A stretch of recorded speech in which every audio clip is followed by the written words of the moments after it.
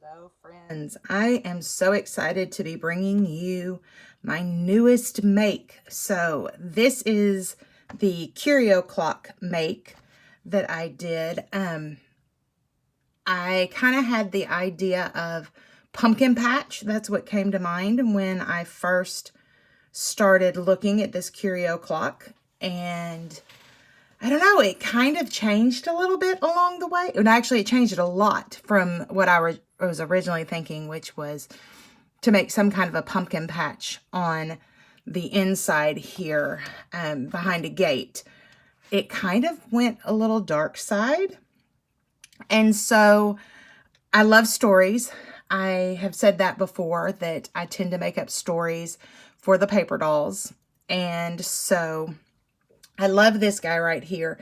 He reminds me a lot of the gatekeeper at the Haunted Mansion in Magic Kingdom. So there's a scene where you're coming down in your ride car, which is called a doom buggy, and you come up to a fence, and there's a gentleman who has a lantern that has a dog with him, a very skinny dog. And so this is kind of, it kind of went from pumpkin patch to that to, oh my goodness, how scary would it be if we had a pharmacist or a doctor who was turning children into jacks, as in jack-o'-lanterns. So definitely took a different turn from where I started, but I really, really kind of love how it turned out.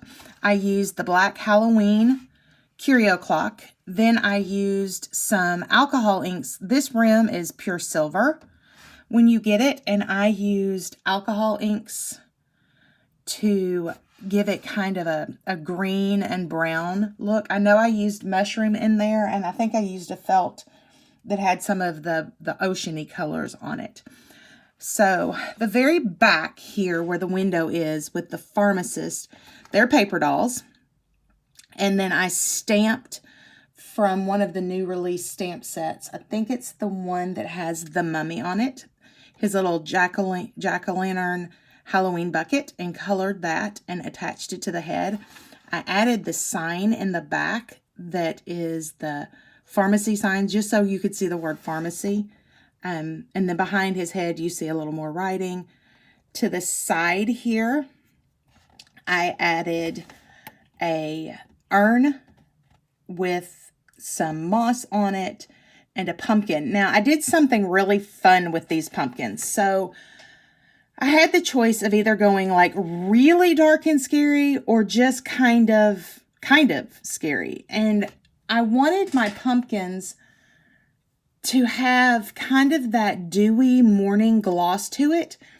And of course, right when I started thinking about that, Tim Holtz released Snowfall. And I have it from last year, so I actually used the little one that I had to do my pumpkins. Let's see. Take a look at this one right here. So this little guy, you can really see the snowfall on him. So it's just the can of Snowfall. I took and sealed all of my pumpkins with collage medium first. I just wasn't sure how the grit paste would attach to the pumpkin by itself. But I kind of wanted this really cool, glistening look of the pumpkins, like it's early morning. And this little fella, you know, this guy right here is out walking for whatever reason, and he stumbles across this this location. And so here were the pumpkins with them being all glossed up. I really love that look. As I said in my last make, I have not made a bunch of 3D things. I've always been a card person. I will always stay a card and paper person, but I am really loving the few things that I've made. I don't know, it's just been really fun to expand who I am. Now, my husband doesn't love the trip to Michael's or Hobby Lobby or Joann's to try to get all the things like the moss, because of course I didn't have any at the house. But let's see, to do this plate here, let's talk about that real quick. To do this plate, I used the distress crayons in frayed burlap and white. And I did frayed burlap and I wiped off the surface, wetted it down a little bit, added the white, and so it really kind of grunged it out. I really loved kind of the play on the art department, but with the large, almost like house numbers like you would see out on the road. And then kind of also the play with him turning this child into a jack. Kind of like it's an art department.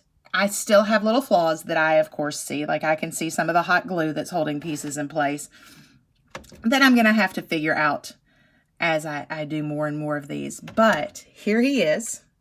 A strange thing happened.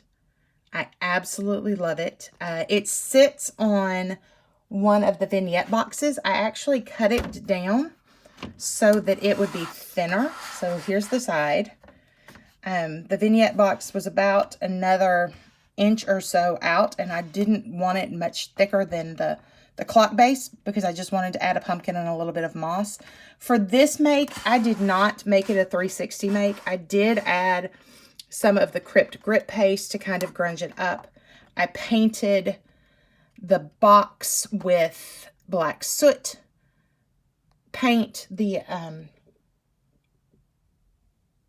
distressed acrylic paint. Then I used some white mixed with a little bit of the weathered wood and maybe even some pumice stone in there to get the finished piece. And there it is. I hope you guys enjoy it. I hope that you guys have been inspired. If you've never made anything like this, I really, really hope that you get out there and try it. They're getting faster. The first one took a month. This one took about a week. So I'm learning skills that are making things go faster. I think that that's also true when we paper craft. And so I really, really hope that you get out and you create something that you love and you enjoy looking at. I can't wait to have this out the whole holiday season, the Halloween season. Oh, I don't know if you see it. Oh, because I sure didn't point it out. Look, there's even a little black cat looking in the window. Do you see him back there? I love it. Just all the little details to me are what make this kind of a make so amazing and so fun to do versus making a card or a journal. So I really hope you get inspired. I hope to see you out there making. If you have any questions, leave them here. I'll do my best to answer them. Thank you so much, guys.